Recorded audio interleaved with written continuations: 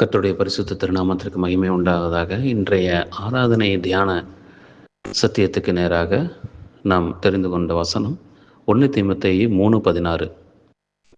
1 தீமோத்தேயு 3:16 இதில் சொல்லப்பட்டுள்ளது, அன்றியும் தேவ பக்திக்குரிய இரகசியமானது யாவரும் ஒப்புக்கொள்ளுகிறபடியே மகா மேன்மையுள்ளது.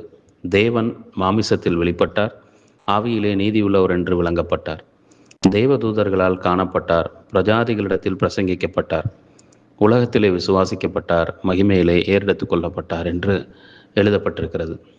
இங்கே சொல்லப்பட்ட ஒரு காரியம், ஒரு இரகசியத்தை குறித்து இந்த வசனமானது சொல்லுகிறது. இந்த தீமோத்தேயுக்கு எழுதின நிருபம் அப்போஸ்தலனாகிய பவுலினாலே எழுதப்பட்டது. அவர் இதிலே அநேக புத்திமதிகளை தீமோத்தேயுக்கு எழுதியிருக்கிறார். தேவனுடைய சபையிலே எப்படி நடக்க வேண்டும் என்கிற காரியத்தை குறித்து அதிகமாக இந்த நிருபங்களிலே 1 தீமோத்தேயு 2 தீமோத்தேயுவிலே நாம் காண முடியும். இங்கே சொல்லப்பட்ட இந்த சத்தியமானது ஒரு இரகசியத்தை குறித்து சொல்லுகிறது. அந்த இரகசியம் தேவ இரகசியமாக சொல்லப்படுகிறது. அந்த தேவ இரகசியம் என்னவென்று நாம் காணும்போது, தேவன் மாமிசத்திலே வெளிப்பட்டார் என்கிற அந்த வசனமானது சொல்லப்படுகிறது. தேவன் மாமிசத்திலே வெளிப்பட்டார். இரகசியம் என்று நாம் பார்க்கும் பொழுது அது இருவருக்கிடையிலே அது மிகவும் ஒரு பாதுகாக்கப்பட்ட நிலைமையிலே சொல்லப்படக்கூடியதாக காணப்படுகிறது. இந்த இரகசியம் என்பது அநேகருக்கு தெரியாதபடிக்கு இது மறைக்கப்பட்டதாக காணப்படும். ஒருவர் ஒரு காரியத்தை சொல்லும் பொழுது இதை மிகுந்த இரகசியமாக வைத்துக் கொள்ளும்படிக்கும் யாரிடமும் சொல்ல வேண்டாம் என்கின்றும் சொல்லக்கூடிய ஒரு காரியமே அந்த இரகசியம். ஆனால் இங்கே சொல்லப்பட்ட இரகசியமானது அகில உலகம் முழுவதும் அது வெளிப்படுத்தப்பட்டதாக காணப்படுகிறது. அகில உலகம் முழுவதும் வெளிப்படுத்தப்பட்டதாக காணப்படுகிறது. ஆனால் இங்கே சொல்லப்பட்ட இந்த இரகசியம் அனைவரும் தெரிந்து கொள்ள வேண்டும் என்று சொல்லப்பட்ட ஒரு இரகசியமாக காணப்படுகிறது.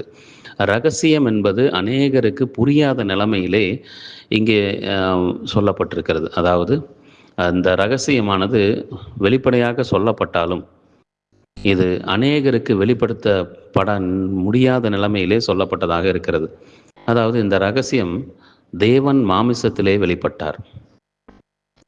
யோவான் எழுதின நற்செய்தி நூல் 17வது அதிகாரத்தை நாம் வாசிக்கும் பொழுது அந்த அதிகாரம் முழுவதும் அங்கே நடக்கக்கூடிய அந்த இரகசியத்தினுடைய மேன்மையான காரியங்களை அங்கே காண முடியும். இயேசு கிறிஸ்துவனுடைய சிலுவை மரணத்தினுடைய அந்த உச்சக்கட்டம், அவர் ஜீவன் விடுகிறதையும், அங்கே பிதாவோடு கூட அவர்கள் சம்பாசிக்கிற காரியத்தையும், அவர்கள் சீசர்களை குறித்து அவர்கள் பேசக்கூடிய காரியங்களை எல்லாவற்றையும் அந்த 17ஆம் அதிகாரத்திலே நாம் காண முடியும். அது மாத்திரமல்லாமல் எபேசியர் 3வது அதிகாரத்தினுடைய 3 முதல் 6 வசனங்களும் இந்த காரியத்தை குறித்து அது பேசப்படுகிறது. இங்கே சொல்லப்பட்ட இந்த இரகசியமானது எபேசியரிலே அது இன்னும் விளக்கமாகவும் சொல்லப்பட்டிருக்கிறது. எபேசியர் 1:19 கூட நாம் காணும் பொழுது, தாம் கிறிஸ்துவை மரித்தோரிலிருந்து எழுப்பி அவரிடத்தில் நடப்பித்த தமது பலத்த சத்துவத்தின் வல்லமையின்படியே விசுவாசிக்கிறவர்களாகிய நம்மிடத்திலே காண்பிக்கும் தம்முடைய வல்லமையின் மகா மேன்மையான மகத்துவம் இன்னதென்று நீங்கள் அறியும்படிக்கு அவர் உங்களுக்கு பிரகாசமுள்ள மனக்கண்களை கொடுக்க வேண்டும் என்று வேண்டிக் கொள்கிறேன் என்று அங்கே சொல்லப்பட்டிருக்கிறது.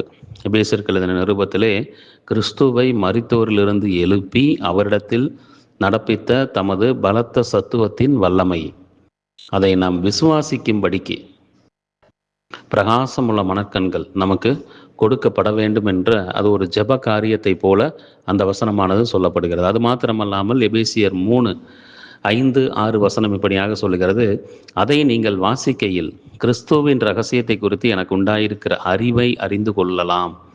இந்த இரகசியம் இப்பொழுது அவருடைய பரிசுத்த அப்போஸ்தலருக்கும் தீர்க்கதரிசிகளுக்கும் ஆவியானவராலே வெளிப்படுத்தப்பட்டிருக்கிறது போல முற்காலங்களில் மனுபுத்திரருக்கு அறிவிக்கப்படவில்லை என்று அந்த தேவ இரகசியம் நமக்கு ஆவியானவராலே வெளிப்படுத்தப்பட்டதையும் நாம் அறியலாம். இங்கே சொல்லப்பட்ட அந்த இரகசியம் தேவன் மாமிசத்தில் வெளிப்பட்டார்.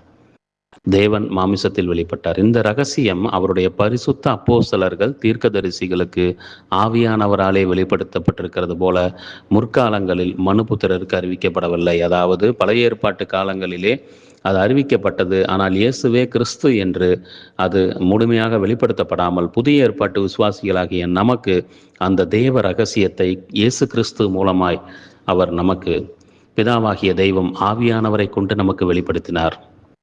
ஆம், இந்த ரகசியத்தை புரிந்து கொள்வதற்காக திரியேக தெய்வமாக அவர்கள் செயல்பட்டனர். அநேகருக்கு உலகம் முழுவதும் இந்த ரகசியம் அறிவிக்கப்பட்டாலும் ஆவியானவராலே எனக்கும் உங்களுக்கும் இது வெளிப்படுத்தப்பட்டது. அநேகர் இதை நம்பாமல் இயேசு கிறிஸ்துவை அவர்கள் தள்ளிவிட அவர்களே அந்த கீழான நரக பாதாளத்தை தெரிந்து கொள்கிறார்கள்.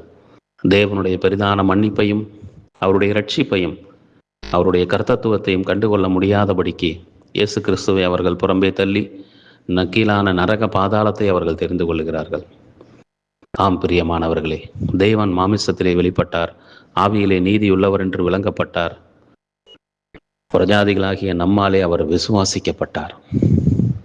எவ்வளவு பெரிதான ரகசியம், எவ்வளவு பெரிதான ரகசியம்!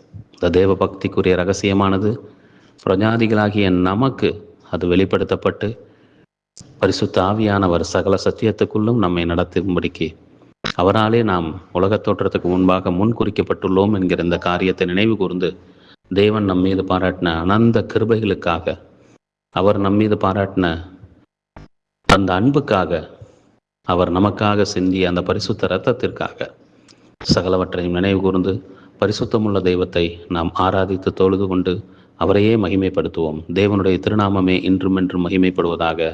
ஆமேன், ஆமேன்.